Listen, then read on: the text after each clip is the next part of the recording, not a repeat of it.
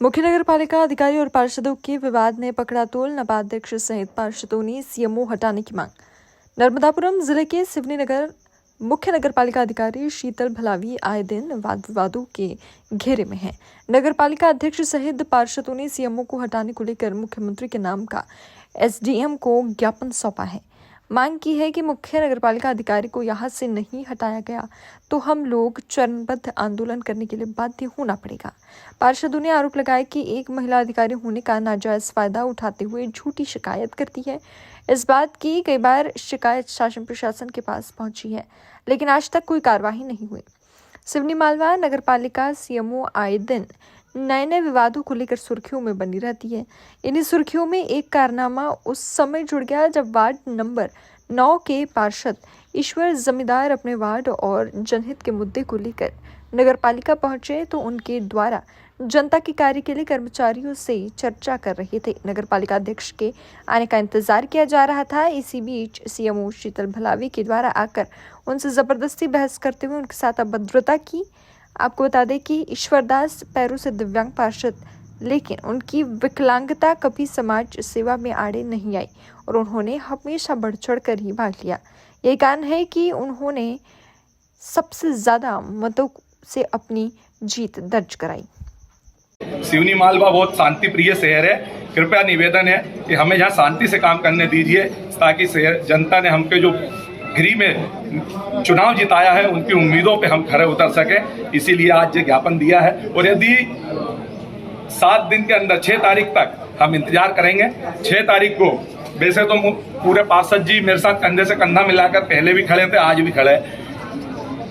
पार्षद खड़े होते हैं तो अच्छी बात है। यदि कोई पार्षद मेरे साथ नहीं भी आता है तो मैं अकेला जय स्तंभ चौक पे नगर पालिका के सामने धरने पे बैठूंगा और धरने के बाद भी यदि मैडम जो कि अपनी पहुंच किसी बड़े मंत्री, किसी बड़े अधिकारी तक बताती हैं तो उनके मंत्री और उनके आगे मुझे विवश होके अपने पद से इस्तीफा दूंगा। मैं जनता, अपने वार्ड की जनता से माफ़ी चाहूँगा कि भैया मुझे माफ़ करिए, मैं आप लोगों का साथ बीच में छोड़ रहा हूँ, क्योंकि अभी 2.5 साल हुए हैं। जब मैं जनता के काम नहीं करा पाऊंगा तो मुझे ऐसे लाभ के पद पे या नगर पालिका के पार्षद के पद पे रहने का कोई अधिकार नहीं।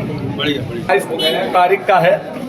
आज तो हमने हमारी नगर पालिका के सीएमओ जो कि जब से आई अपनी हठ धर्मिता चला रही हैं, उन्हीं के खिलाफ उनको हटाने को लेकर आज सभी मेरे वार्ड के सभी परिवारजन सहित सभी सामाजिक साथियों के साथ, युवा साथियों के साथ मिलकर एक ज्ञापन दिया है। 27 तारीख को मैं अपने वार्ड की कुछ शिकायतें, कुछ निर्माण कार्य की जानकारी के लिए माननीय नगरपालिका अध्यक्ष महोदय और संबंधित अधिकारी से उक्त कार्य क्यों नहीं हो रहा और किस कारण से लेट हो रहा है उसकी जानकारी लेने के लिए। सिवनी मालवा बहुत शांति प्रिय शहर है। कृपया निवेदन है कि हमें यहाँ शांति से काम करने दीजिए, ताकि शहर जनता ने हमके जो गृह में चुनाव जिताया है उनकी उम्मीदों पे हम खरे उतर सके। इसीलिए आज ये ज्ञापन दिया है और यदि 7 दिन के अंदर 6 तारीख तक हम इंतजार करेंगे। 6 तारीख को वैसे तो पूरे पार्षद जी मेरे साथ कंधे से कंधा मिलाकर पहले भी खड़े थे, आज भी खड़े हैं।